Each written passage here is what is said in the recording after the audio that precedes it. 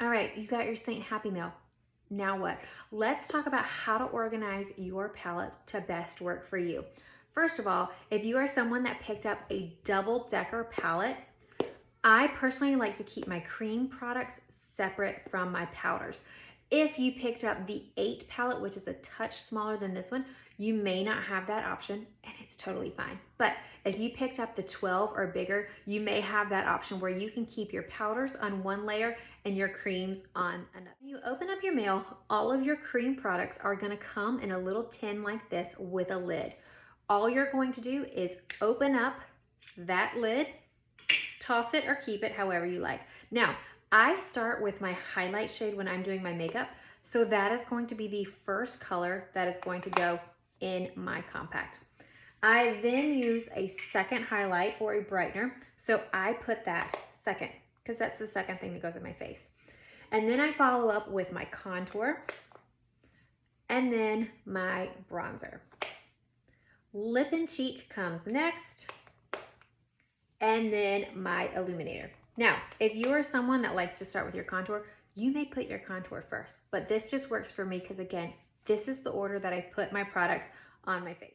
Let's talk about a few little things with these guys here. First of all, your highlight colors are softer products than your contour color. What does that mean? That means that ever so slightly, you may need to change how you pick up that product on your brush. With your highlight colors, being that they're softer, it's best to take your brush and stamp in the product to pick it up versus taking your brush and swiping in the product. First of all, swiping it is going to cause your product to shift maybe just a little bit towards one side of the tin, but also swiping in your product may apply too much product to your face because you have too much product on the brush. Now, your contour color is a more firm product. So stamping the brush in the contour, it may not pick up enough on your face or on the brush to put on your face to give you the desired effect, the sculpt, the dimension. So with that product, with contour, you may actually have to swipe your brush through the product to get enough on your brush.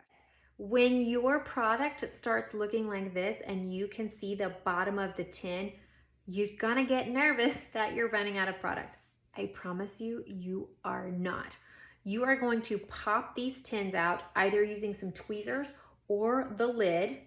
You're gonna pop these out. You can stick these on your stove, put a cookie sheet or a baking sheet down, turn the stove on low heat, put these right on top of that cookie sheet, and you're gonna watch them melt, and they will go exactly as they need to be right back to the center of your tin. Now, you can do that with any of the products except for the illuminator. You can try it, but when you melt these down, it does mess up the distribution of the shimmer product in the illuminator. And when it reforms, it may not be 100% the same. So I don't recommend it for the illuminator, but for the other products, definitely.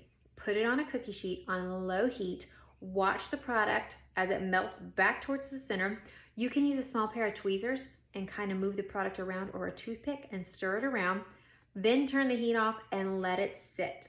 The products will reform and they'll look just like this. And the last thing we're going to talk about is when one of your tins runs out, how do you get it out? You can use your finger to pop these out. You may run the risk of swiping a finger through the product. I've done it 1,000 times. So a couple options.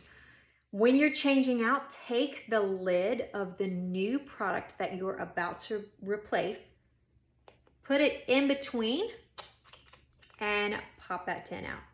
You also can put tweezers or a bobby pin, anything like that, but I would suggest using the lid of the new product or even a small pair of tweezers in between and pop it out.